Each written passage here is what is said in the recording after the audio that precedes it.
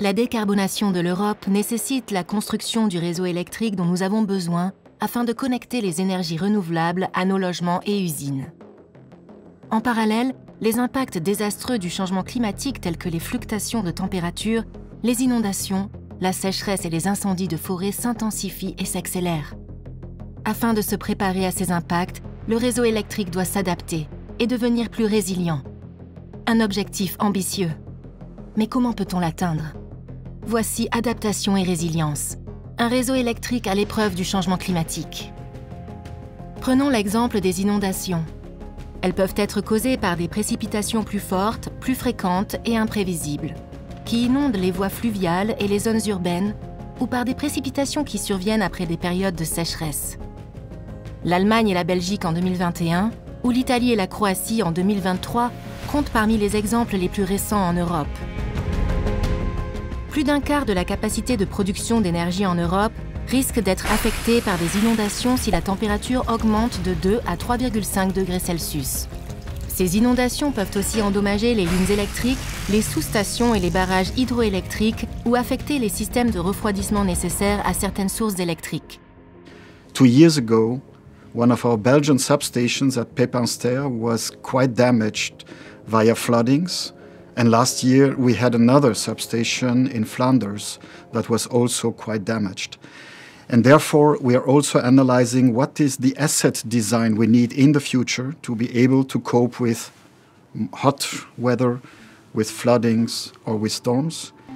When we talk about climate adaptation, it can sound very abstract, but it isn't actually. It's about understanding today's risk and future risk, and really starting to think through of how we can make our processes, our assets, our business activities all more resilient, not just in terms of dealing with a heat wave today, but also dealing with a heat wave in 10 years, 15 years.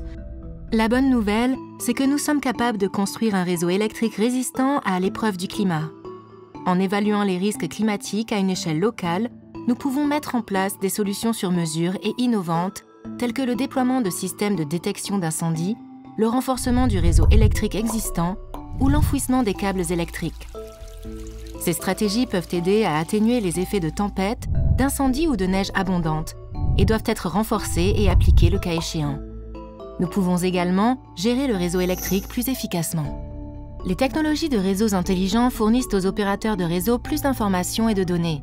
Cela leur permet de prendre de meilleures décisions plus vite.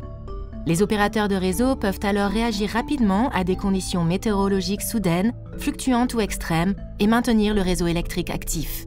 Are we using data and information and science to anticipate what can happen and share data and information also across the whole system so that we all understand where the risks are and can take action early? Early warning is an important element in that. That's why it starts at the very beginning when we're doing now our new scenario analysis for the future, where we're doing grid simulations to be sure that we're developing the grid in the way that is fit for future. We are now considering all these climate impacts that we unfortunately will have in the future. Then there are also questions around making the assets more resilient by investing, for example, in higher poles or different kinds of transmission services that are more resilient to heat. So it's a real mix of solutions that we need to apply, and they need to be very location specific to address the risks that we are facing in those regions. En même temps, nous devons améliorer la façon dont nous entretenons et restaurons le réseau électrique, car des conditions climatiques changeantes et des événements météorologiques extrêmes peuvent créer des dégâts quel que soit notre niveau de préparation. Par conséquent, il est vital de s'assurer qu'il y ait par exemple assez de pièces de rechange pour les réparations, de personnel formé et de véhicules pour rejoindre les infrastructures endommagées, ainsi que d'établir des stratégies d'intervention d'urgence. One element that is more important than ever also to be resilient and to be reliable is what do you do in case you have some severe damages? And there as well, you have to increase your preparedness to recover quite quickly in order to stabilize the grid again. Les interconnexions peuvent également nous aider à faire face aux conséquences du changement climatique et renforcer l'ensemble du réseau européen. Les interconnexions sont des lignes électriques reliant les réseaux électriques nationaux. Ainsi, lorsqu'un pays ou une région fait face à un événement météorologique inattendu ou extrême, l'un de ses voisins européens peut intervenir pour l'aider. Par exemple, lors du grand froid de l'hiver 2017, les interconnexions ont aidé certains pays européens à partager leur électricité et éviter les coupures de courant. Atténuer les effets de phénomènes météorologiques extrêmes et changeants sur l'infrastructure du réseau électrique nécessite aussi de prendre en compte les impacts du changement climatique dans la planification et la modélisation du réseau. Pour cela, il faut plus de données, de meilleurs outils, et surtout que les planificateurs du système énergétique, les climatologues et les modélisateurs travaillent main dans la main. Il n'y a qu'en collaborant, en étant transparents et en reconnaissant les besoins des diverses communautés que nous pourrons réaliser ces changements.